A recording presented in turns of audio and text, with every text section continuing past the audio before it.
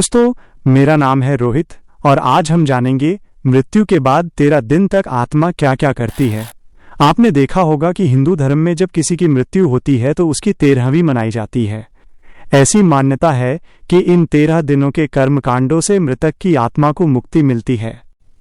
तो आइए जानते हैं कि व्यक्ति की मृत्यु के बाद आत्मा क्या करती है।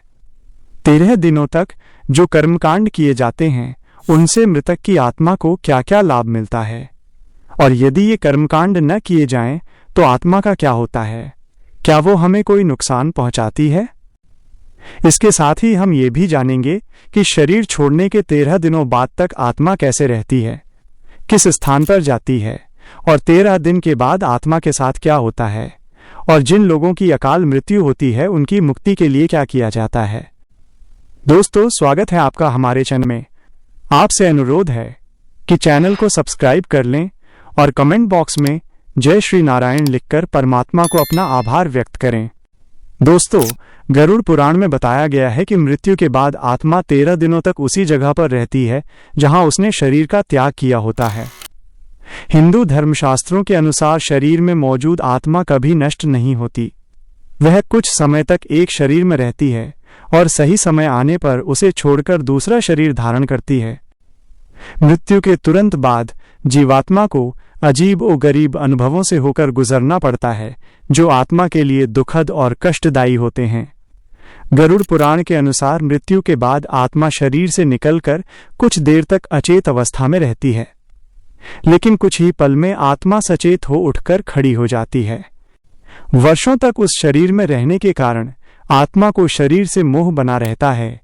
आत्मा कोशिश करती है कि वो फिर से अपने शरीर में प्रवेश कर जाए, लेकिन यम के दूत उसे शरीर में प्रवेश नहीं करने देते।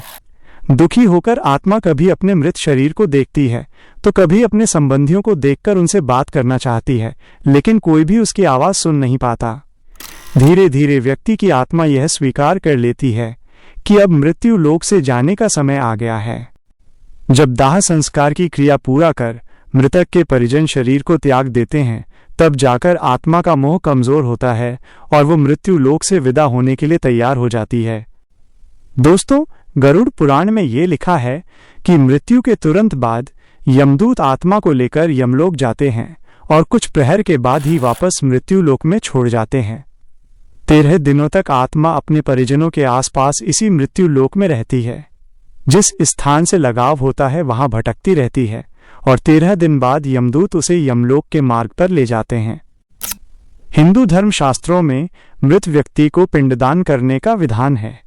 गरुड़ पुराण के अनुसार मृत्यु के बाद 9 दिनों तक जो पिंडदान किए जाते हैं उससे मृत आत्मा के विभिन्न अंगों का निर्माण होता है और 10वें दिन के पिंडदान से बल की प्राप्ति होती है। मृतक का स्थूल शरीर जलकर खत्म हो चुका होता है। शरीर जल जाने पर आत्मा प्रेत योनि में रहती है। 13 दिनों तक अर्पण किए जाने वाले पिंडदान से प्रेत बन चुकी आत्मा को फिर से एक हाथ लंबा शरीर प्राप्त होता है। इसी शरीर के द्वारा आत्मा यमलोक के रास्ते में अपने जीवन में किए गए शुभ और अशुभ कर्मों के फल को भोगती है। पिंडदान से आत्मा को बल मिलता है और वो अपने पैरों पर चलकर मृत्यु लोक से यमलोक तक की यात्रा पूरी करती है। मृतक के परिजनों द्वारा जो पिंडदान किए जाते हैं वही मृत आत्मा को भोजन के रूप में प्राप्त होता है। गरुड़ पुराण में स्पष्ट लिखा है कि जिस मृतक के नाम से पिंडदान नहीं किया जाता उसे प्रेत योनि में ही रहना पड़ता है। उसी प्रेत योनि में वो कई वर्षों तक निर्जन वन में दुखी होकर इधर उधर घूमता रहता है। उनका उद्धार नहीं होता, इसीलिए मृतक की आत्मा की शांति के लिए पिंडदान बहुत जरूरी माना गया है। जिन व्यक्तियों की अकाल मृत्यु होती है, गरुड़ पुराण में उनकी आत्मा की शांति के लिए भी उनके निमित्त पिंडदान करने का विधान है। यदि मृतक का शरीर उपलब्ध न हो परंतु उसकी मृत्यु निश्चित हो चुकी हो, तब भी उसके निमित्त पिंडदान करने का विधान है। यजुर्वेद में कहा गया है कि शरीर छोड़ने के पश्चात जिन्होंने तप और ध्यान किया है वे देवलोक चले जाते हैं। कुछ सत्कर्म करने वाले भक्तजन स्वर्ग चले जाते हैं। स्वर्ग में वो देव बनकर अपने पुण्यों को तब तक भोगते हैं जब तक उनके पुण्य समाप्त न हो जाएं।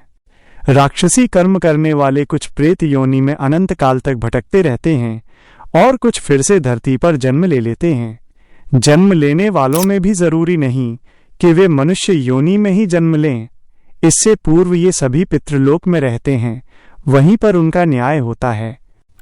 दोस्तों, इस पूरी जानकारी का सार ये है कि मृत व्यक्ति की आत्मा शरीर छोड़ने के तुरंत बाद पहले यमलोक जाती है और सिर्फ कुछ प्रहर बाद अपने मृत शरीर के पास वापस आ जाती है। इसके बाद पूरे 13 दिन तक इस मृत्यु लोक में रहती है। 13 दिन के बाद आत्मा फिर से यात्रा शुरू करती है। यात्रा शुरू करते समय 3 अलग अलग मार्ग होते हैं। एक मार्ग स्वर्ग ले जाता है, दूसरा नरक और तीसरा पितृलोक के लिए है। व्यक्ति के कर्म के अनुसार देवदूत इन मार्गों पर आत्मा को ले जाते हैं। आत्मा की गति के बारे में आपके क्या विचार हैं? कमेंट बॉक्स में जरूर बताइए। दोस्तों, आशा करते हैं कि आपको हमारी ये कोशिश पसंद आई होगी। अगर हमारा प्रयास सफल रहा हो तो प्लीज़ वीडियो को लाइक कीजिए और ऐसे ही वीडियो को देखने के लिए हमारे channel dash facts with Rohit को सब्सक्राइब करें। सर्वम शुभम भवतु।